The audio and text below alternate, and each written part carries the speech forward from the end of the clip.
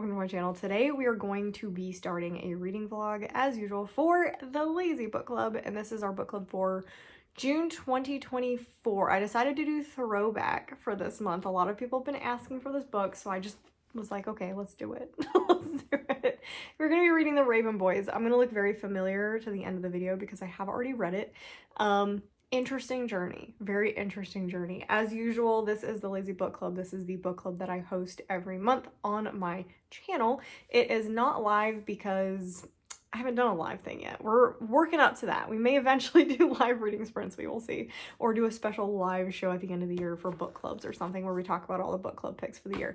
That would be fun. Maybe we'll do that. If I'm saying it now, but who knows? Who knows what'll happen by the end of the year? But it's basically just a choose your own adventure kind of book club where, yes, the book is chosen, but you can read it whenever you want to. So if you don't have time this month, you can read it next month, or you can read it next year. It can be a book you've already read. Like a lot of you have already read The Raven Boys. You were just really excited for it to be a book club pick. So that's really cool. But yeah, it's kind of just it's lazy. It's do at your own pace. So there's no stress, no worrying. That's my favorite type of book club. Of course, I have a deadline, but you guys don't. So like I was saying, you guys picked The Raven Boys. And as usual, this is a full spoiler reading vlog. Every clip is me reading at a certain different point, and it is just like me talking through my thoughts as I'm reading, my predictions, that kind of stuff. I love doing that type of vlog format. It's really fun, and especially with this one, it's an older release. No spoilers for later books. Only spoilers in the comments for the first book. This is new territory. Well, we did a Good Girl's Guide to Murder, but and everyone was really good about that one and not putting spoilers for later in the series. But same thing here. Do not put any spoilers for books 2 through 4, just book 1. And yeah, let's get into reading this. If you have not read this yet and you don't want spoilers, do not pass go. Do not continue the video. It is going to start immediately. There are no warnings for spoilers. After this point, it is all spoilers. That is all what this is. So anyway, make sure you subscribe if you haven't subscribed yet so you don't miss any future book content, and let's get right into reading The Raven Boys. You might hear Dexter in the background. That's what I'm watching in the other room. And I forgot to turn it off before coming to do this update, but it's just like a super fast update. Raven Boys. I read the prologue in chapter 1, and that is how you open a book. This feeling, the first chapter, the way I felt about that first chapter and like how it ended and how she sees the ghost of the boy from the academy and how her aunt says, oh, you can either see him because it's the boy you love or the boy that you kill. And I'm like, that's how you open a book.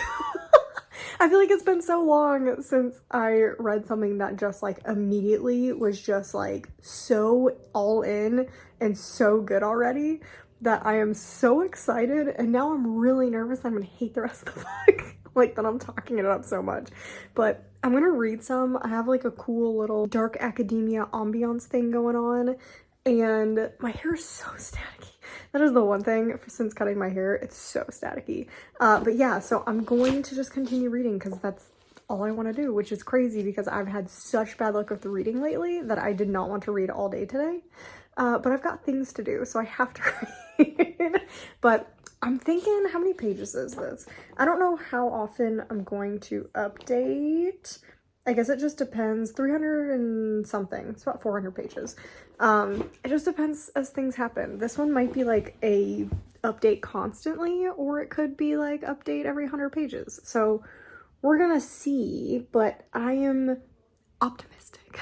I'm very optimistic right now. I'm 50 pages into The Raven Boys, and I'm a little confused. Like, I feel kind of lost what's happening a little bit. Like, I feel like we've jumped right in and nothing has been explained, which is kind of frustrating. And I was like backtracking to find it, to like try and figure out if I missed something, but I can't find where I missed anything. I'm enjoying our Blue's point of view. I'm liking everything that's happening there. I'm not loving the Raven Boys point of view. Like, it's just because I'm confused. I feel like I'm gonna like it once I understand more about what's going on. Like, maybe one of you can explain this, because I even backtracked and was trying to figure out why this was going on, But the chapter that I just ended on was when we saw Gansey's apartment where he lives with Noah and Ronan. And Declan, Ronan's older brother, showed up with a girl for no reason, it seems. I cannot find why Declan was showing his girlfriend Gansey's place. Like, I don't get it. Like actively don't understand why that was happening. And then we just went on some backstory that Gansey and Adam both want to find this Welsh king, I think. Just confused. And like, I definitely think we're not supposed to know why they want to find them exactly as of right now. But I feel like we're at least supposed to know why Declan showed up with his girlfriend. Like, that's what I'm like the most confused about. So I feel like we just jumped in with no backstory a little bit too early. Like, I'm just annoyed. So I'm so frustrated because the opening chapter was so good. And like I said, I like all of Blue's chapters. And like literally I just liked her chapter where they had Neve looked into like the scrying bowl, which was with cran grape juice, which I thought was so funny. And she saw Gansey's like walking to his death and then he just disappears. So that is all super, super interesting. And then we get to the Raven Boys chapter and I'm just like, okay. So I'm hoping we get some backstory and we start mixing the like chapters. So yeah, I don't know. I'm feeling weird. I feel like there's too many points of view already. And it's hard to keep track of like what point of view we're in, because we have Blue's point of view, which it's easy to tell which one hers are. But then we've had Gansey and now Adam's point of view. So are we going to have all the Raven Boys' point of view? Like, are we going to have Ronan's point of view and Noah's point of view? Yeah, I don't know about that. So I thought I would just quickly update since my thoughts are very jumbled and I'm feeling not like the happiest with what's going on. So I'm hoping that turns around because it's still very compulsively readable. I'm still very in the story. I just wish I understood it more is where I'm at. So yeah, we're going to continue. I pretty much plan to read this the rest of the night. And I'm also looking up copies of the Owl Crate one because I really did want it, but I didn't buy their like specialty crate because I didn't know if I would like the book. So if I like the book, I'm going to be really sad and I'm going to be trying to find a copy of the Owl Crate version because I don't really like these. Like, I'm not like the biggest fan. Like, I don't like how they look on the cover. It's just like putting me off of them. I also have this on hardcover. I'm also catching up on BookTube, so that I'm having more fun with a little bit right now. I'm actively dying about how funny that scene was. I just finished chapter 6. I'm at page 64, and it's when Gansey, how does she not recognize him? Like, she saw his ghost, right? So she should recognize speaking to him. But Gansey walked up and asked her out basically for Adam, and so funny that he asked to pay for her time and she's like, I'm not a prostitute.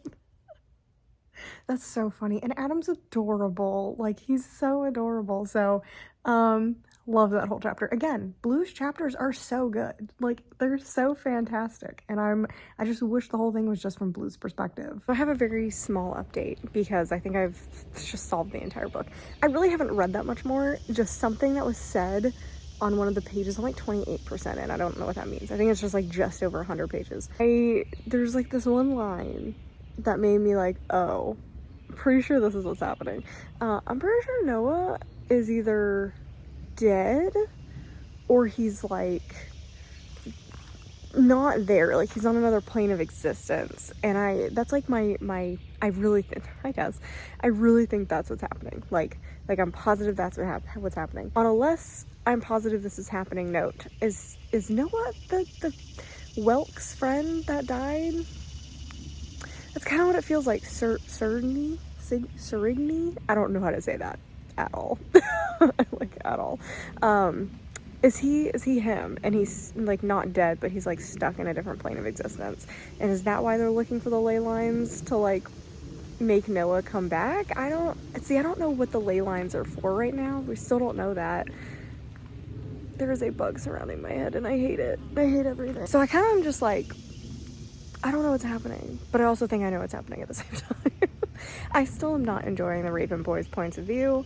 I'm still loving Blue's point of view, and I don't like Welk's point of view. So I feel like I love half the book and I dislike half the book, which is really frustrating to read. So I'm just kind of like forcing myself to read it now, which really sucks. But I'm like liking it at the same time.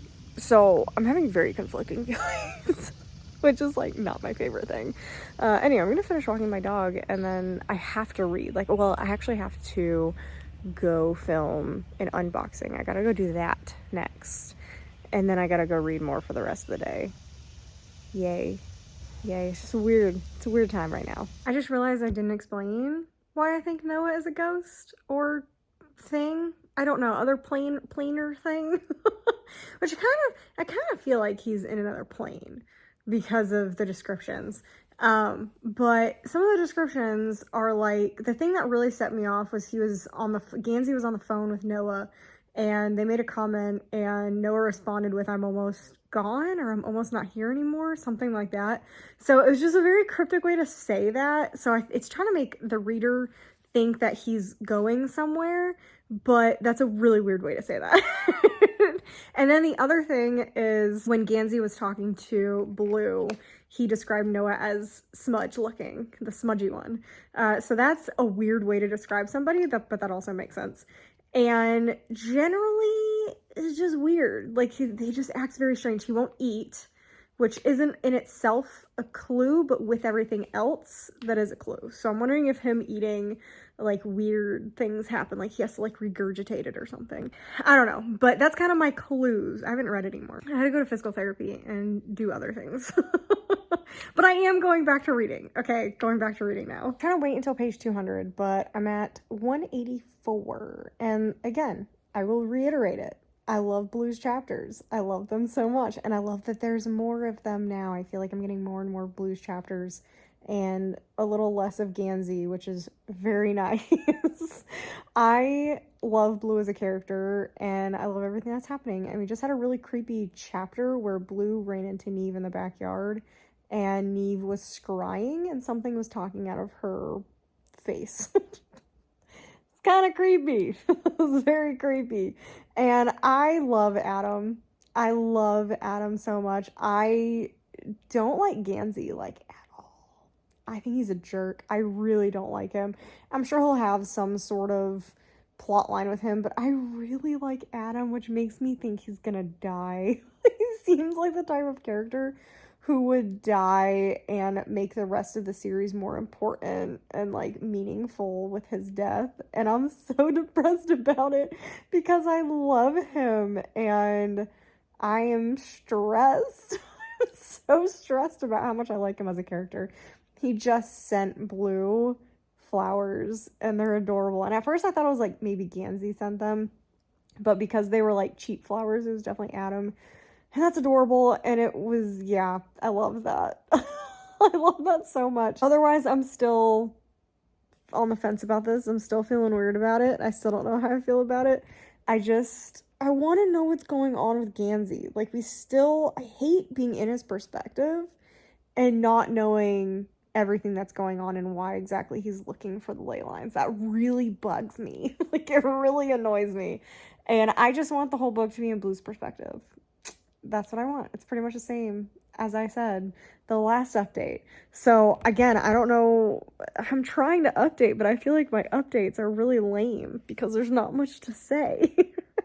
And obviously Welk is going to be the main antagonist for this book, possibly into the series, but definitely in this book he is going to be working against the Raven boys probably, and it seems like Blue is about to go and join the Raven boys and their mission, which is what I've been waiting for because I think I'll start liking it better.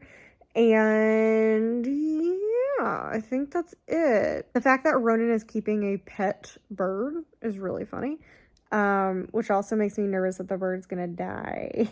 I don't like pets in stories. I really don't, unless it's like a romance or something. I get nervous when it's in these types of books because it makes me feel like they're gonna die. Yeah. So anyway, I gotta go do dinner stuff, but I do plan on continuing reading. I feel like I've finally hit a groove with reading, which is really nice. It only took me 184 pages. This one, I think I'm hating this book. Maggie Stiefvater writes something so beautiful that just like punches you in the face and you don't even like expect it. I thought I hated Gansey as a character, and I still do. I really, especially don't like Ronan. I really don't like Ronan, but I feel like Ronan is the type of character I'll like the most by the end of the series if I continue in the series. Gansey is one of those characters who's definitely going to grow on me like a fungus. I still maintain the idea that Adam is going to die at the end of this book. I really think Adam is going to die, and he's going to be like the sacrificial lamb kind of thing, and I don't know. I do think that, so basically the part that made me feel so like, oh my gosh, for a second, is they just found like the raven up in the sky, and they are looking around the area, and they climbed into like the bottom of this tree trunk, and they each seem to have seen something different. So Gansey saw Glendower, Adam saw himself hurting somebody, which I have a theory about, and Blue saw a moment with her and Gansey where they clearly were in love with each other, and he asks her to kiss him. So I think all of this is related. I think that you have to die to be in this like in-between world, and I'm curious if Gansey dies through Blue's kiss to enter this world, and they have to somehow bring him back. Obviously, I don't know, unless he just doesn't come back, but I'm guessing he comes back. But that's my guess, is he's gonna use her kiss to like enter this world when he's ready to perform this ritual or something like that. Or they perform the ritual and Adam dies, and they have to go get Adam back. That's also a possibility, because we already know someone's died to the ritual before, which I still think is Noah. As Sergny. I don't know how to say that name. So my other thing is, I'm guessing that in Adam's like dream thing, I don't think Ronan and Blue will ever be a thing. That's I'm not getting those vibes at all. I do think there's going to be a bit of a weird love triangle between Adam, Gansey, and Blue, and I think that Adam hurts Gansey over the relationship, potentially. And that's potentially what he saw, or he kills his dad, and that's what he thinks Blue saw him do. So there's just a lot of stuff that could happen. Again, like, I feel like I don't enjoy a lot of the stuff that's happening, and then something will happen, and I'm like, oh, I'm loving it. It's a very unsettling feeling reading this book. It's very strange. It's very, very, very strange. I feel like I end every single clip saying how weird and strange the reading experience of this book is. But you have to remember, this is like hours in between me talking to you guys, not just like a couple of minutes like for you guys. So it's a lot. It's a lot. It is very much reminding me of The Devouring Grey. If you have not read The Devouring Grey, at least the first one, I really didn't like the second book, but if you haven't read The Devouring Grey, this feels very similar with the ley lines and the small town, like hidden secrets going on. They're definitely different plots in general, but there's like, the vibes are very, very similar. And I don't know if it's because of like the time that they were written or something, but the vibes are there. So I do like that, because it's bringing me back to Devouring Grey, and I gave Devouring Grey 4.5 stars, and I really liked that book. So I am enjoying that, but yeah, like I said, I just really need something to put their hooks.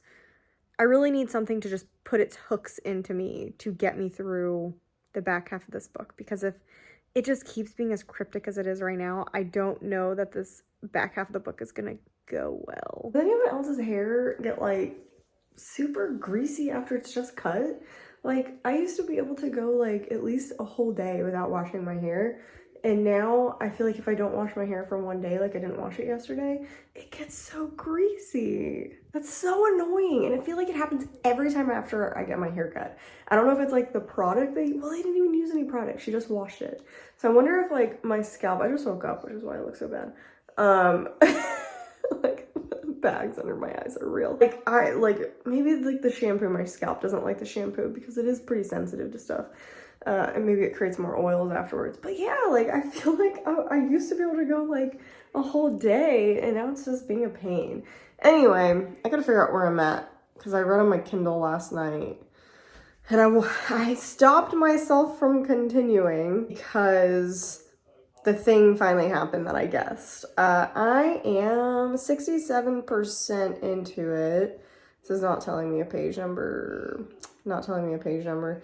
That's annoying. I'm on chapter 30, 67% into it, and we just found out that Noah is dead. And like I thought, he is dead, and his last name is Serigny, whatever. So it is that guy, Welk's friend. I was also like contemplating talking about how I think Welk possibly killed him, but I thought that was like one too many guesses. But that is also probably what's going on. I did not get to that point, if that is a thing that happened. But Noah does have like a smash on the side of his head. And it would make sense because I want to say at one point they talked about sacrifice and how they have to sacrifice somebody to like wake up the ley lines. It's something like that. I remember something like that earlier in the book, but it was a very like small comment. So I'm guessing Welk tried to sacrifice him, and that was not the sacrifice that the ley lines like needed, or he did the ritual wrong, something like that. I have Grand Tour in the room while I get ready to go find a suitcase because my suitcase is too small. So my suitcase is not fitting everything I need it to fit. So anyway, I feel vindicated that I was right. I feel like it wasn't that hard to guess that stuff, but I'm still feel vindicated. Gonna continue reading. I do have to go out and go get a suitcase, which is cramping my reading style because I have to finish today. Like I really need to finish today or tomorrow at the latest. Tomorrow would be not the best option to finish by, but that seems like that's what's gonna happen. But anyway, I will continue reading. Yeah. Okay, I have finished The Raven Boys. I love how I said I was going to show you the hardcover book, but I decided to get rid of that one instead of this one because I like the spine better on this one. So I think I'm just going to keep the paperbacks and collect the paperbacks. They're significantly smaller and will take up less space. And I'm going to break some people's hearts here. I'm gonna upset some people. I'm giving it a 3.5. I think if I had read this when it came out, I think it said when I checked 2012. I don't know if the hardcover came back 2011, but around the 2011-2012 period, I was just starting college in 2011. So if this had come out when I was in high school, like Twilight times, or I guess, was I in middle school when Twilight came out? What year did Twilight come out? Twilight's been out for a while. If it had come out in the Twilight era, this would have been a 5-star. I would have loved this as a high schooler or middle schooler. But being a little bit older and the things that I've read, I just don't really like it as much. I definitely think this was a generational one. Like, if you still love it, that's fantastic. If you read it like when you're older and loved it, that's fine, obviously. But I definitely had the nostalgia factor. Like, I was reading it and I was like, man, I wish I had read this years ago. Like, I wish I had read this, or this was out when I was in early high school. This is like everything I would have loved. But it's just, I don't know, something about it just didn't hit. And I think, number one, the points of view. There's too many different points of view. You know, I don't like that. I tend to like either just one or two. To me, this should have been just Blue's point of view for the entire book, and I think I would have absolutely loved it. And then maybe in the second book, introduce Adam or Gansey or somebody else if you wanted to add another point of view. But for an initial book, this just really didn't need that many points of view. That's just kind of my personal feelings about it. It was also, I feel like, very predictable, and you weren't supposed to feel like it was predictable. Like, I feel like the reveal that Noah was dead was like supposed to be this like ground earth shattering kind of moment, and it was very obvious. Like, I feel like it was very obvious that that was what was going on. And then it's just, I don't know, like, I feel like this almost felt like the second book in the series where it was a setup for the next book. I always feel like first books in the series should hold on their own. They should be like almost the best in the series. They should entice me into reading the rest of the series. They should explain a lot of things. And to me, this felt like, number one, I went into it not understanding anything that was going on. I still feel like I don't know the motivations for why we're doing. Oh no, okay, we did see, I glossed right over it. Yeah, we learned why we were looking for Glendower, and it was because the same time that Noah was dying on the ley lines, Gansey was also dying, and it seems like Glendower, who may be a god is what it sounds like, which I also am not a huge fan of, basically gave Noah's life, who was not supposed to die, to Gansey, who was supposed to die. But there was nothing that could be done about Noah's death. They could save Gansey. So Gansey was saved and was left with Glendower as a name or whatever. And where I left off, they found this area called Caves Water. So that now makes sense. I feel like people have talked about Caves Water, or that's what's come in like book boxes a lot. So I like that I know what that is now. It's still very unknown. I feel like when I was reading this book, I was like reaching for something just out of reach. Like it just felt like it was there, but it wasn't. Like I needed a little more explanation. And this definitely reminded me of, I totally forgot, I read the Shiver series, and that was also by Maggie Stiefvater, and I did not like that series.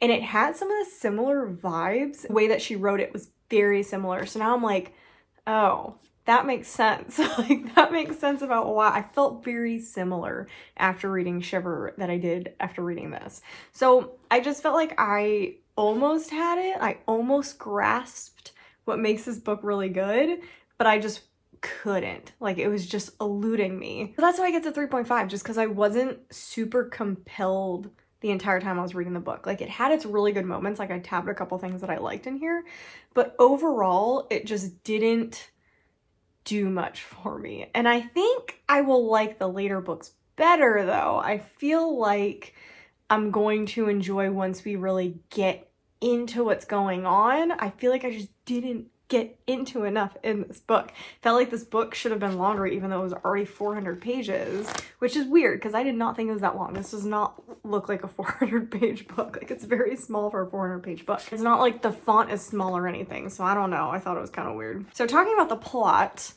I like that Noah was brought back at the end. I was very afraid that Noah was going to disappear from the books, and I really liked Noah as a character because I thought he's like an interesting character that they can do a lot more with. So I was afraid that Noah was going to just die, like they were going to lay him to rest, and I was going to be really sad. I thought Adam wasn't going to go back with them. I thought Adam was going to like belong to Caves Water, and to see Adam, you would have to go there, or Adam was evil, which is also a possibility. That's what I'm worried about because we have all those visions going into the next books, and I still think that they're probably going to happen, which makes me think that potentially Adam is going to turn evil. And no spoilers for the later books, okay? Only spoilers for the Raven Boys. If you guys give me spoilers for the later books, I'm not gonna read them. But yeah, me spitballing is potentially Adam being evil because, or just like hungry with power, or just not being human enough, and him and Blue just can't form a connection because of what happened, and that's why her and Gansey start connecting, and that's the true love thing, blah, blah, blah. And obviously I was wrong. They did not have to sacrifice Gansey and use the EpiPen to bring him back. Maybe that will come into play later. I don't know. It does seem like something that could come in into play later, because the EpiPen, again, was brought up so many times that it seems like to be brought up that many times feels like it's going to be important. Like it has to be important later. Welk dying, I love how Gansey was like, you killed him, and I'm just like, he should have died. He tried to kill you guys. Like, what's wrong with you people? Why are you upset with Adam? Adam didn't do that. So that's why I'm suspicious that they're trying to make Adam seem bad during that whole thing, because to me I was like, yay, Welk's gone, we don't have to deal with him anymore. Like that's kind of how I saw it, but apparently that was not the case for everyone else besides Adam, so I'm kind of on Adam's side with that. And then what else happened at the end? But what else happened? I think that's it. I think that's really it. Like, there really was a little bit of romance in here, but it wasn't as romance heavy as I thought it was gonna be. I definitely think that's going to be later in the books, because I was looking for that a little bit more in this book, but it's gonna work in the long run. It's just, that's what I was kind of hoping there would be a little bit more romance in this. And it was just kind of weird. Like, it was just a little too weird for me. And that's weird saying something back from 2012. I feel like before current stuff, books were pretty normal. Like, this feels like out of the box, I feel like, for something that came out in 2012. So I think that's about all I have to say about it. My favorite character was definitely Blue. I love Blue. Out of the Raven boys, my favorite character was Adam, but I do think Gansey had the most interesting growth throughout the book. Gansey later in books will probably be my favorite. Yeah, so I guess the questions are, if you, again, no spoilers, what are you hoping to see in the later books from the characters? Who is your favorite character in this book? You can tell me who your favorite characters are in later books, but no spoilers attached to that. And I think that's really it. I don't have a lot more to say about that, or questions really, just because I feel like, again, well, it's not a straightforward book. The questions I have are stuff you can't answer because it will be spoilers for later. So I hope you guys enjoyed it. Definitely leave your star ratings down below when you read it, because I know a lot of people have already read this in the past. Let me know if you've reread it to watch this or reread it at any point. And yeah, that's everything I have for you guys. So yeah, we read The Raven Boys, 3.5 stars. I'm hoping I like the rest of the series better. I do want to go pick up the second book to start it soon, but I'm not doing that. I got other things to read, but I will be hopefully reading the rest of the series soon, especially since the series is like over. I don't have to wait for any books, which is nice.